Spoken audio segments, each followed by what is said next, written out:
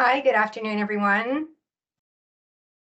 Thanks for joining our webinar about the Deep Retrofit Accelerator Initiatives Call for Applications. I'm going to allow a little bit more time for everyone to sign in. Just to note that this webinar is going to be recorded. So for those of you that do not want to be a part of a recording, feel free to log off. This recording will be sent to everyone who has registered for this webinar. So you will still receive a recording as well as the presentation and any questions and answers that have been addressed during this webinar. Just going to allow a little bit more time for people to log in.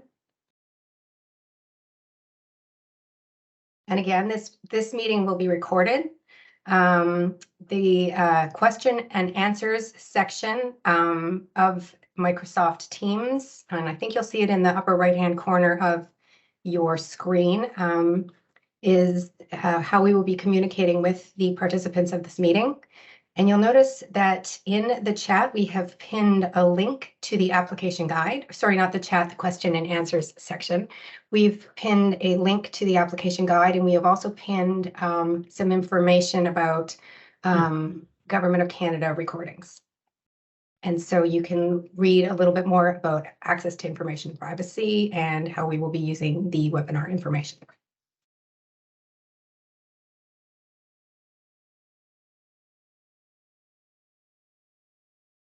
All right, I think we have a lot of participants filing in. I think I'm going to get started.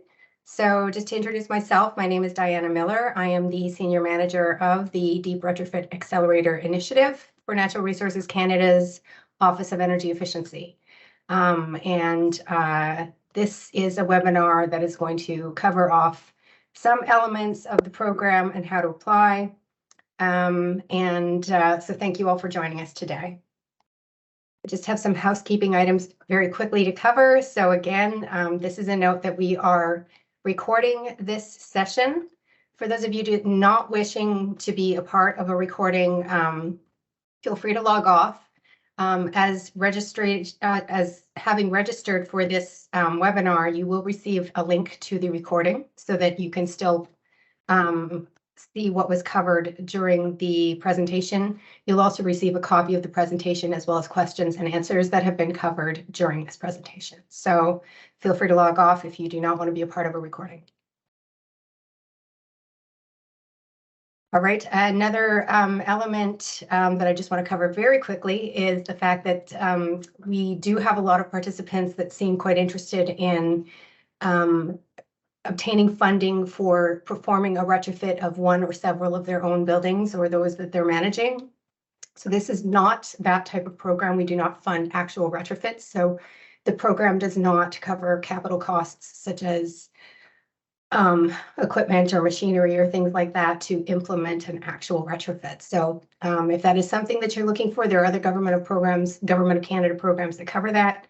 And when you are sent the information included in this presentation, there will be links to other programs that you might be interested in. I mentioned earlier, we are going to use the questions and answers section of Microsoft Teams for you to ask any questions you wish over the course of this presentation. Please ask questions as they come to you. You don't have to wait until the end of the presentation. We have facilitators on the line that are going to be helping answer those questions throughout the presentation. So please, if you've asked a question, check back and see there. Your answer might already be there.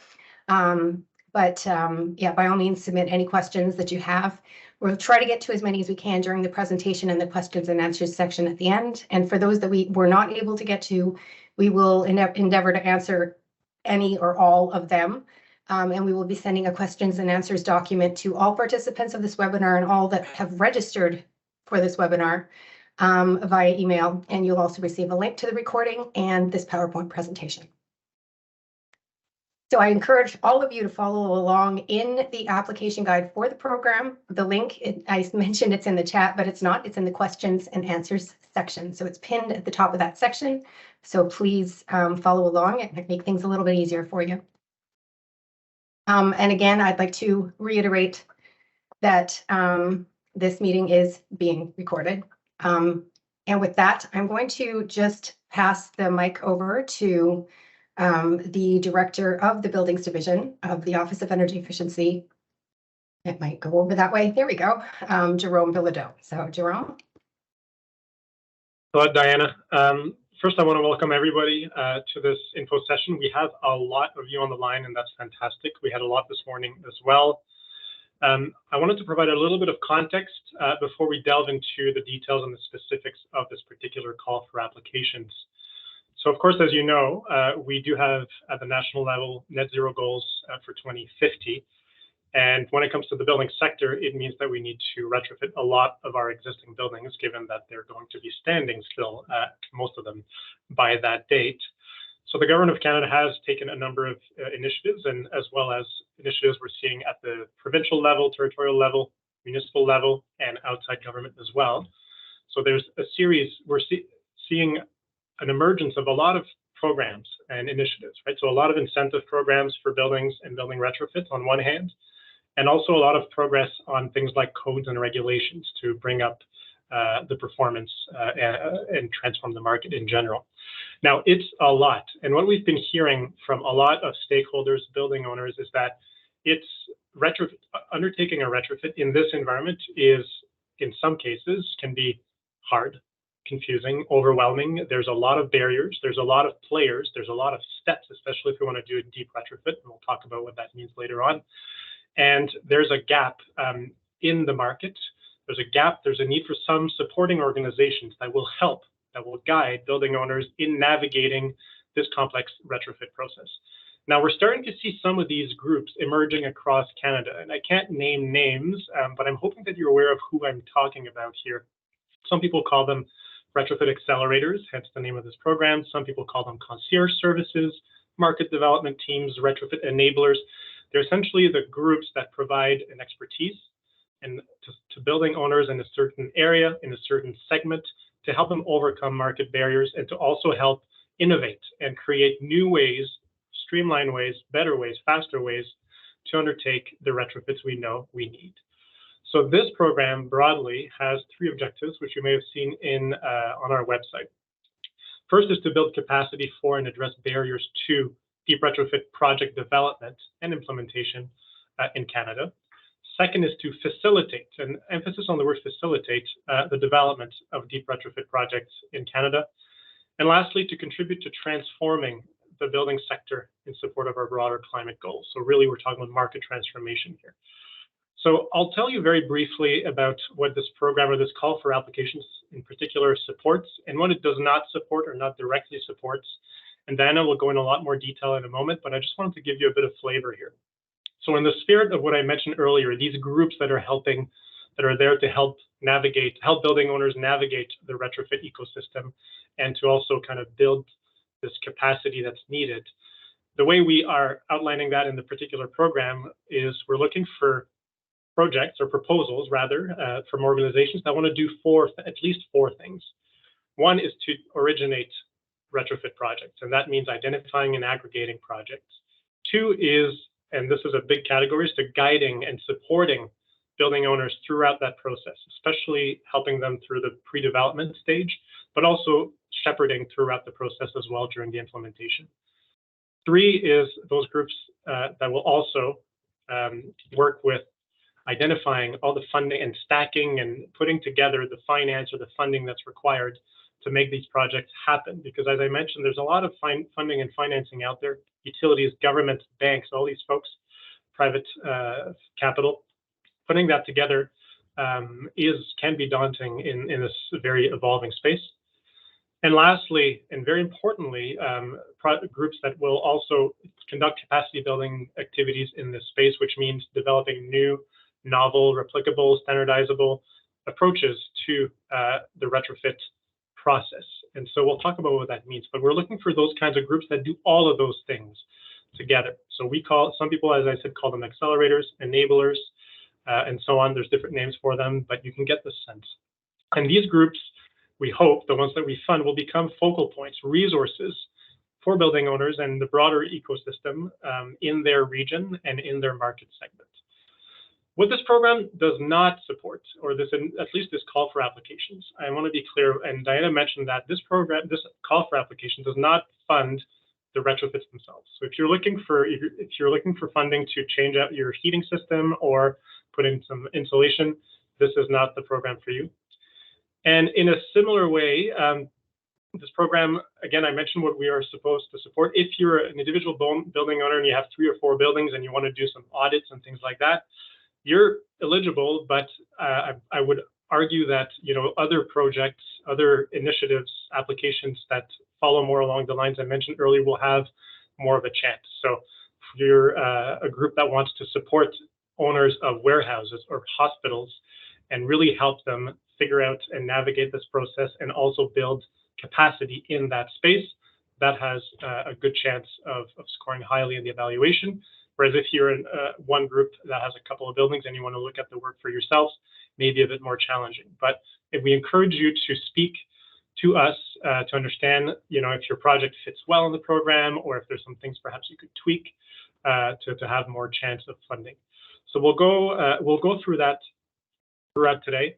I do want to encourage you, and Diana will introduce her team shortly, and we have an email address on our website. If you have any questions, and we've been getting a ton of them, keep them coming. We're here to help. And we're really looking forward to very strong applications, and we're looking forward after the fact to have this constellation of groups across the country that really help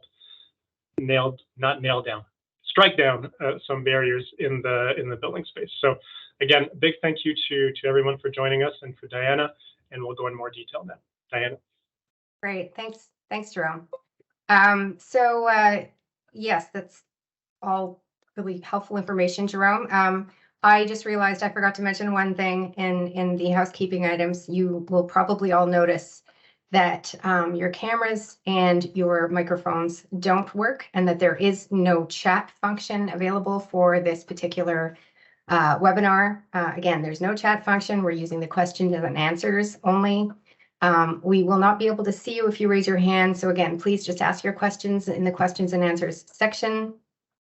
Similarly, like I said, microphones and cameras have been disabled for this webinar. We've learned through the pandemic that sometimes people can contribute unwittingly and by surprise to webinars. And while hilarious, sometimes these unintended interjections are not helpful. So again, please use the questions and answers functions. Thank you very much.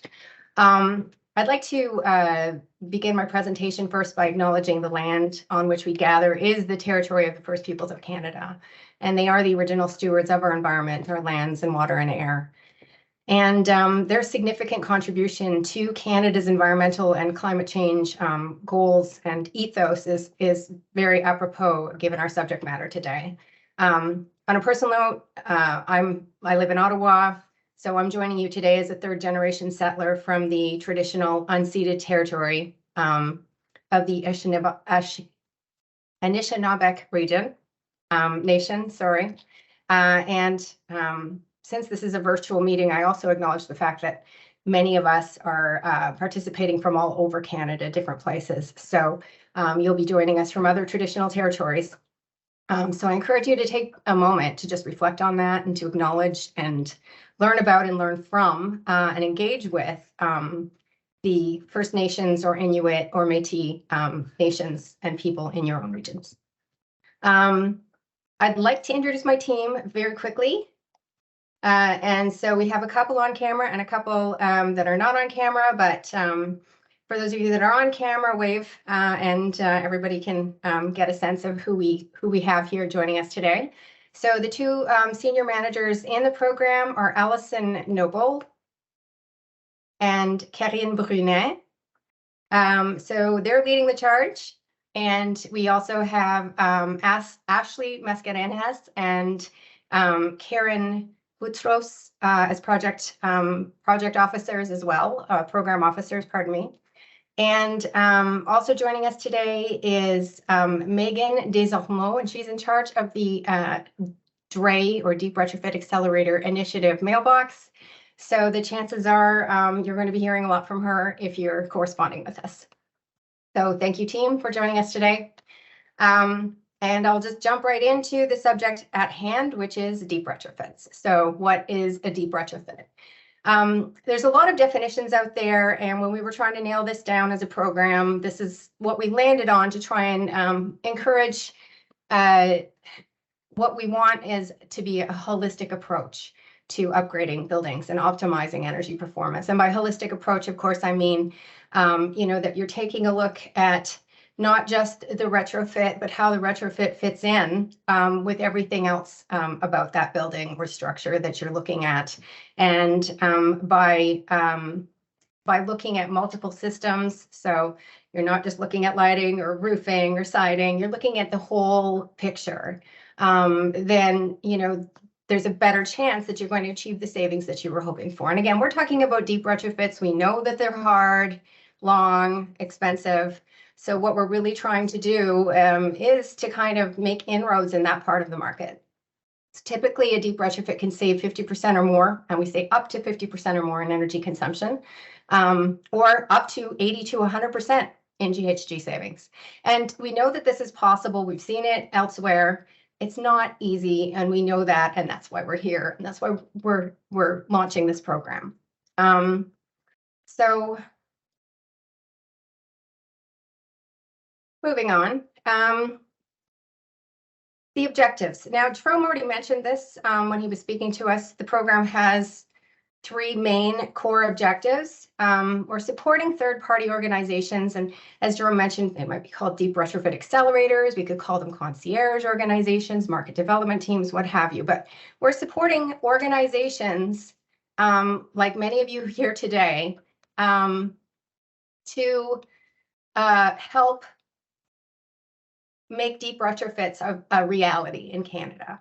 And so rather than giving you the name retrofit accelerators or concierge services or what have you, I'm looking to you as applicants. I'm looking to you as organizations that are, interested in being a part of this community, nascent community practice, to develop the appropriate terminology that works for you for this type of operational model here in Canada. So, I'm very interested in what you have to say about that. Our goal is that your organizations are going to help owners of commercial and institutional and mid or high-rise residential buildings navigate the complexities of deep retrofit projects, their implementation, their development, and that kind of thing. So, we talk about capacity building. I think Jerome's already mentioned that there is a lack of capacity in the marketplace all over the place. And so when you take a look at what we're expecting from projects, you'll understand what we mean by capacity building. So I'll get there in a second. Facilitating the development of, so not actually doing deep retrofits, you're facilitating that development. And then, fostering market transformation. And ideally, I think holistically, that's what this program is destined to do, or designed to do, pardon me. So getting into what an eligible project is, we have 4 buckets of things. And your project, application that you're submitting, really you have to demonstrate as an applicant how you are going to do these 4 things. These 4 buckets are necessary for every single project. So number 1, identifying or aggregating deep retrofit projects. You don't have to have it all cooked right now. You don't have to know which 100 buildings you're targeting, or 50 buildings, or 1,000 buildings you're targeting. You don't have to have it all cooked right now. I understand that some might, but the idea is that your goal and your objective is to identify and aggregate those projects. Now that could be also just an interesting point, and I think Jerome kind of touched on it. It could be in one geographic area. So for example, you're covering the province of Manitoba, or it could be in a particular sector. You're doing healthcare organizations. There are different approaches. I've heard from potential applicants that are looking at one or both of those elements, or sometimes it's, just a variety of buildings, and you're just making yourself available to any building owner that wants to come to you for assistance. So, I mean, we're looking to you to implement the business models that make sense for you and your organizations. Secondly, you're guiding business owners in the process of developing and implementing deep retrofit projects. But by developing, we're talking about pre-development.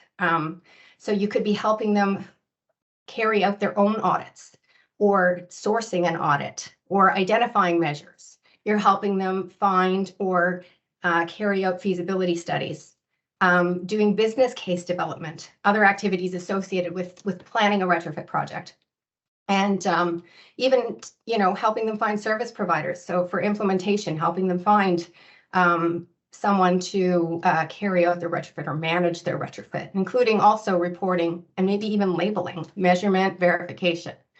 I do want to reiterate again that this program excludes capital expenditures to undertake retrofits. So you as an organization are not funding retrofits for an organization or your clients. You're identifying available funding and financing.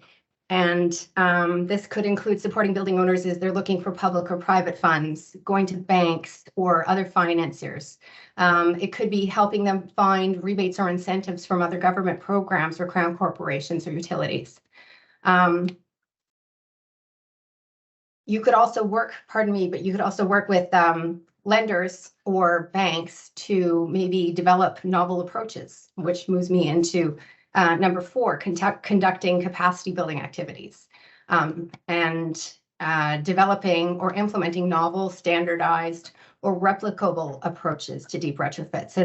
And when I talk about this, you know, you could be helping develop a standardized way to do a business case, to seek permission to get to implement a deep retrofit. So you could do that perhaps for a specific public sector type of organization.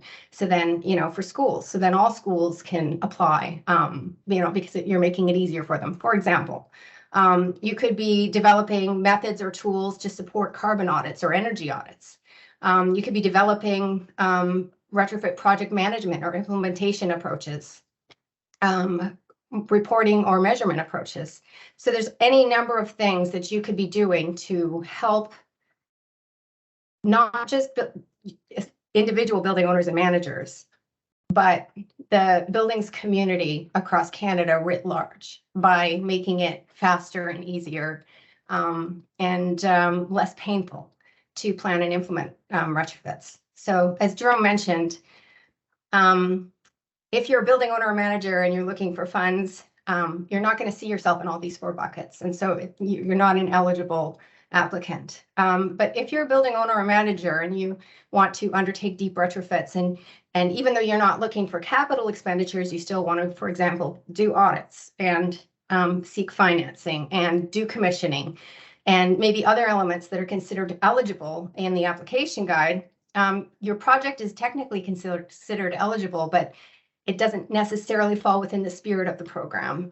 You might be covering off all these buckets, but the program really is to establish the creation or strengthening of organizations whose mandates or missions or business models provide ongoing and varied concierge type services to a vast number of building owners and operators, and not just for 1 or 2 owners with a finite number of buildings. So you're welcome to submit for this type of project, but as Jerome mentioned, it might not score as well as a project that is going to get the Canadian building landscape to, you know, closer to its ultimate goal, or our ultimate goal, which is easier and faster and more affordable deep retrofits for everyone.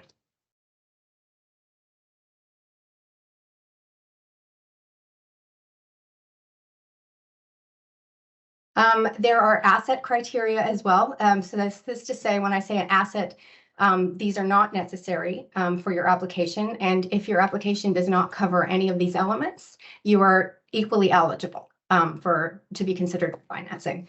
So these are just asset criteria. You kind of get a little bonus mark. So we, you know, would love to see projects that are focusing on buildings occupied by households with low income, or projects that address or benefit Indigenous peoples and communities. Projects that have equity, diversity, and inclusion considerations. So for example, you know, you could be looking at how to address those considerations within your own organization or within the communities that you're serving. So that kind of thing. And again, these are asset criteria. They're not necessary. Anyone, not anyone can apply, but you'll see it's a pretty vast group of you know, eligible applicants. So basically either for-profit or not-for-profit organizations. Any government level of government except for the federal government, because the federal government has its own programs for this kind of thing. And any crown corporation or agency associated with those other levels of government. Indigenous organizations, of course, and I put utilities here separately, even though they could fall into any one or several of those already existing categories, just to be clear, so that you know, any organization that generates or distributes energy or administers energy efficiency programs are also eligible. Our target building types, again, pretty self-explanatory: commercial buildings, institutional buildings, and MURBs. When I talk about multi-unit residential buildings, they have to be 3.5 stories above ground. They must have a footprint of 600 square meters or greater, and they must have a common entrance. And so when I say common entrance, you know, I've been asked a couple of times, well, I have 3 groups of, you know, townhomes or garden homes or row units or whatever you would like to call them, that I'm targeting, you know, are they eligible? And the answer is no. So each of those individual units has its own entrance. So there is no common entrance, thus it is not considered eligible for the purposes of this program. There are other programs that do target that, in particular the program that launched on the same day as ours, the Greener Neighborhoods Pilot Program, does take a look at those building types. And so I encourage you to Google them or go to the buildings website and click on their program. And like I said, it launched the same day as ours. So take a look at their eligibility criteria, and I encourage you to attend their webinars and information sessions. Oops, pardon me. All right. My bad. Okay, so we're going to talk a little bit about expenditures. So I kind of touched on this a little bit earlier. There are a number, and please follow with me in the guide for this, and or visit the guide after this session for a full, complete list of eligible and ineligible expenditures. They're not all on this slide, and I'll describe them to the best of my ability. So for eligible expenditures, these are things like salary and benefits of your own organization, for the employees that work for you. And you have to be able to demonstrate that those employees worked on this particular project, so the subject of this application. If you're unsure about how to do that, if you do get approved for funding, I encourage you to talk to your project officer or project manager here at NRCan to understand how to demonstrate those expenditures, because we want to make sure that your funding comes to you for this particular element in particular. We also have professional scientific management, technical, data collection, and contracting services. So that's a huge moniker. But basically, if you have contractor fees, they are eligible. They're an eligible expenditure, and I'm going to come back to that in a second. So just put a pin in that. Travel expenditures are eligible, but I want to emphasize the fact that they are eligible within the rates set by the National Joint Council. This is in the guide, so you don't have to remember it right now, but please, when you're going through the guide, make sure that if you are going to seek funding or financing for or claim travel expenditures, that you're staying within the guidelines set by the National Joint Council. Advertising, recruitment, training costs, facilitator fees, promotion costs and fees, licensing fees, purchasing data, certification costs, informatics, hardware and software, materials, supplies, and equipment rental. And again, when we talk about that, supplies and equipment rental, this is not equipment installed as a part of a retrofit. This is equipment that you need in order to deliver on the project that you've submitted to us. So only equipment that you're using in order to perform the eligible tasks or activities that are in your application. Rental of facilities, audio and visual supplies, and other costs such as that. This includes hospitality and prizes. So for example, if you're delivering workshops, training, conferences, meetings, that kind of thing, those rental of services and AV services and facilities are eligible, but door prizes and stuff are not. Your overhead expenditures or overhead costs can also be claimed and are also eligible expenditures up to 15% of your total eligible expenditure budget. And of course, any rebate to which you're entitled. Sorry, any taxes net of a rebate to which you're entitled. I get into ineligible expenditures. So again, just going to emphasize capital costs. So nothing purchased or leased to implement a deep retrofit to a building. Land acquisition or lease, leasing equipment other than anything directly related to the eligible activities that you've already claimed. Financing charges and legal fees, real estate fees, any taxes for which you're already eligible for another rebate, and and here's a big one, further distribution of funds.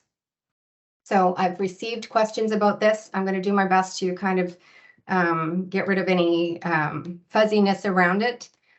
Further distribution of funds for the purposes of this program, what we're talking about is if you were to use Government of Canada funds to, say, create a rebate or incentive program for other organizations, or to give some sort of a grant to another organization, that kind of thing. Further distribution of funds is not considered paying a partner for the costs that they've incurred. So if Company A partners with Company B for the purposes of this applying to this program, and Company B pays a contractor, Company B can then go back to Company A and claim for that money. So basically, Company A considers Company B a contractor. That is considered an eligible expense. It's considered a contracting fee. Just to clear up any,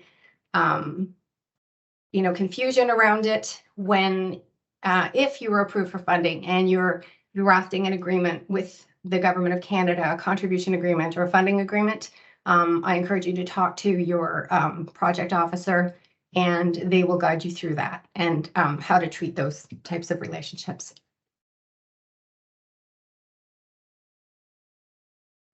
We've mentioned eligible activities, or we've touched on eligible activities, so I'm just going to go into some examples. So you'll notice we talk about project plans, for example, facilitating implementation of projects, doing evaluations.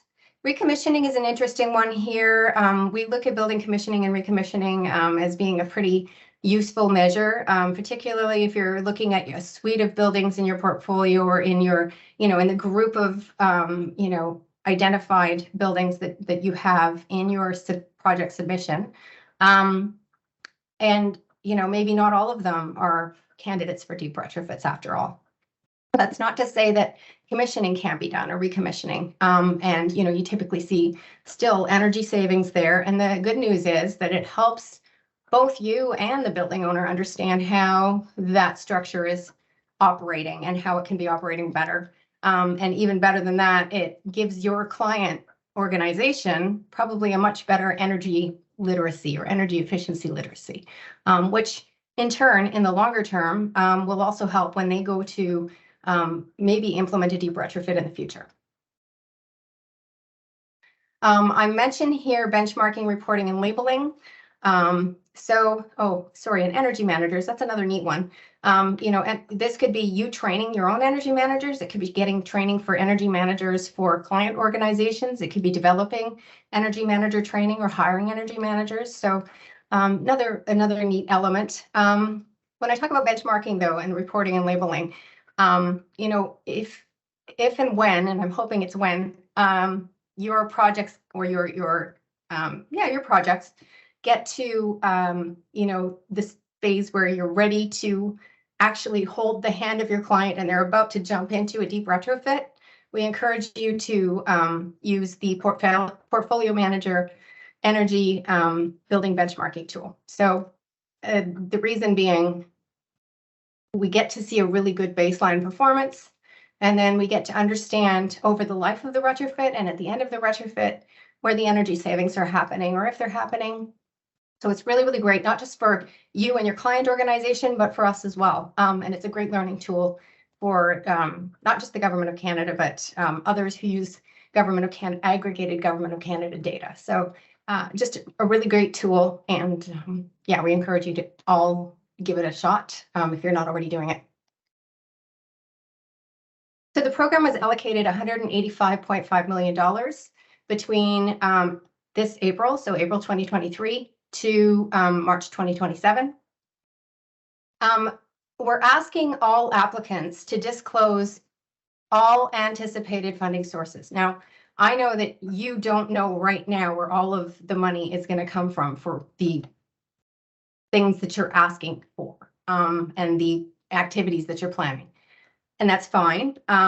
But if you do have the intention to seek funding from various sources, we would ask that you include that in your application so that we know. The Government of Canada cannot, of course, fund more than 100% of the total project costs or 75% for a for-profit organization.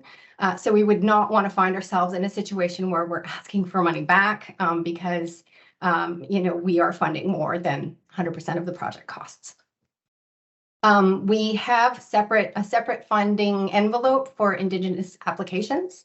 Part of the reason being that the closing date for Indigenous applications is March 31st, 2025. So it's an ongoing intake, continuous intake over about 2 years. And that continuous intake ends once all of the funding has been allocated for March 31st, 2025. That's not to say that, we can't spend more than that on Indigenous applicants. For example, if we get a whole bunch of them right now during this call for applications, the more the merrier.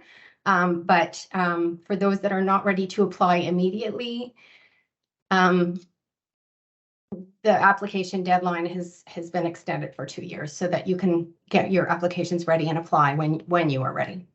We also have a small envelope of funding dedicated to capacity building activities and projects. That has not been nailed down yet. We're still refining the details. I think some of those details will come after we see what kind of projects we're going to get for this particular call for applications. And so we will announce that next stream at a later date, hopefully by this fall. So I talked about completing the application. Originally, this said completing the application form, but I'm happy to announce that we have a application portal that we are using. It's based on the Salesforce application. And so all of you that are attending, I believe you've probably received a PDF or Word version of the application form, but we are requiring applications to be submitted online via Salesforce. And you're going to need a GC key in order to apply. If you have any issues whatsoever with either that or technical problems, or you can't use the application for whatever reason, please contact the DRE team. Our email is at the end of this presentation, sorry. And we encourage you to give us a shout and we'll walk you through it or find alternate ways for you to submit your application. So Before I get into all of the application elements, just a quick reminder that all sections that are considered mandatory must be completed. Otherwise, we can't evaluate your application. I want you to consider the fact that while something might seem evident for you, it might not be evident for those evaluating, those of us who are evaluating your application. So please provide as much detail as necessary or as possible, particularly if you're making certain assumptions with regard to methodologies or whatever, or if you're using acronyms. Sometimes we don't know what you're talking about, so we can't award points if we don't understand your application or if you don't provide enough information. So please consider that when you're completing yours. We provide an option for you to include supporting documentation as attachments. And again, we do encourage you to use that if you feel it's necessary for you to really explain what your project is supposed to do. You'll note the closing date. So that is Pacific time. And like I said earlier, Indigenous applications, your closing date is 2 years from, basically 2 years from now. So for section 1, there's a couple of things that I want to cover here. First of all, we're looking for information about you as an applicant organization. So, your name is Company A. The lead applicant is John Smith, and we want all of John Smith's details about how we're going to be able to contact him, what his role is in the organization, that kind of thing. And we want to know all about Company A. If Company A and Company B are partners, we also want to know all about Company B and the contact person for Company B. If there's also a Company C and D and E, great, we also need to know all about them. But I want you to keep in mind that when the Government of Canada signs an agreement, should you be approved for funding, for the purposes of this program, we will only be signing an agreement with Company A. And Company A and Company A's relationship with Company B, C, D, and E, and whatever, that's between Company A and their partners. The contractual, I guess, relationship between the Government of Canada and this particular project is going to be between the Government of Canada and John Smith of Company A. So just to keep that in mind. Now, that's not to say if Company A and Company B, C, D, and E all want to create their own little consortium so that everybody's equal, so that there's one signing authority for all of those guys, but you want to create a new organization, that's entirely up to you. So you can create a consortium for the purposes of applying for this program, but it does have to be a legal entity. It does have to still have a signing authority, and there can only be one legal entity and one signing authority that is going to enter into the agreement with the Government of Canada. So if you do choose to create some sort of a separate organization or consortium, that's entirely your prerogative. We can't dictate how you manage your relationships with your partners. All I can tell you and reiterate is the fact that the Government of Canada will only be signing one contribution agreement with one organization. So I'll leave that there.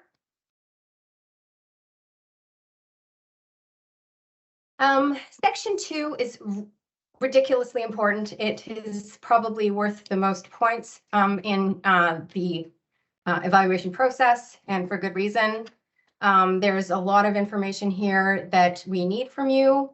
I'm going to just cover off some of them. So first of all, you have your, obviously the project title. I want to say that the parameters of your project, the timelines, building types and regions are pretty, I would say, easy to fill out. But now we get to the project scope. And I will tell you that a lot of applicants will probably see this as a daunting element. I would recommend that you fill out everything and come back to project scope if you can, or elaborate on it after you've filled out other sections, because I think that a lot of details about your project are going to kind of come to you. Different ideas are going to come to light, and I think ultimately you're going to find it easier to fill out project scope after the fact. You have project requirements, and those are things that we're looking at. For example, your approach, your goals, your key activities, We want to make sure that you're clearly meeting the project requirements and if required or if applicable, as well, your asset criteria. Your project work plan is, you might not have it completely nailed down, and I understand that. So we're just looking for overall, I think, key activities or eligible activities and kind of the timeframes that you're looking at, and some brief descriptions on what you plan to do. If you are interested in the kinds of information that we're seeking with expected outputs and expected benefits, again, I encourage you to go to the application guide. They're all outlined there, including any reporting elements that might be required. Finally, your project costs and sources of funding. So there are 2 tables that you're going to need to fill out. We tried to keep it as simple as we could, but there's math. So we're looking at your project costs by activity type or expenditure category and by year, and then your sources of funding by year.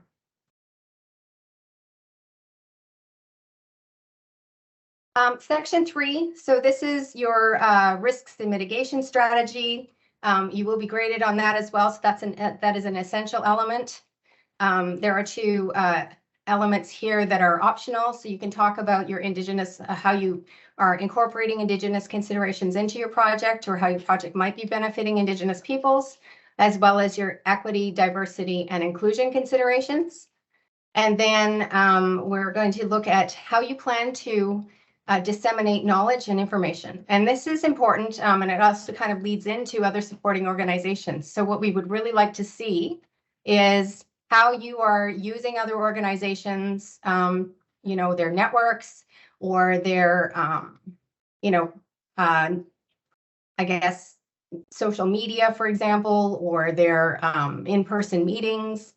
Who's supporting you and who's behind you in your project. And then finally, your evaluation plan. So we're looking at how you plan to measure the success of your project, how you plan to report the outcomes of your project. And finally, like I said earlier, we are allowing, or we're encouraging you to include supporting documentation and information. The last section, pretty simple. We need a signature of somebody who is authorized to sign on behalf of your organization. And that's so that you are basically saying, I consent to, you know, I attest to the information that we're submitting, and, you know, we do want to be considered for funding. This is not an agreement with us for funding. So this is not an agreement for the Government of Canada to then approve your project and provide you funding. It is just the application phase. So if you are selected as a successful applicant, you will receive confirmation from us, and then we will engage in another process by which we will create a contribution agreement with you.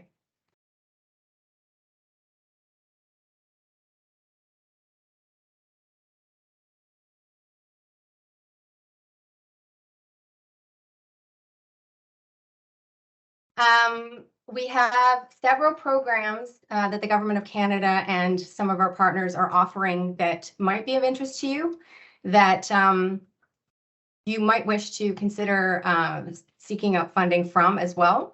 And for those of you that are on the line that, you know, are particularly interested in implementing retrofits, these could also be you know, very valuable sources of information for you. When you receive the presentation deck in your email, these links are live, and so they will take you to those programs. And with that, that concludes my presentation. Again, I do want to say that our email address is here. This is also our web address. If you go back to just the, you know, energy efficiency / buildings, that will also take you to other programs within the Office of Energy Efficiency and other buildings related programs. And I encourage you to reach out to us if you have any questions that we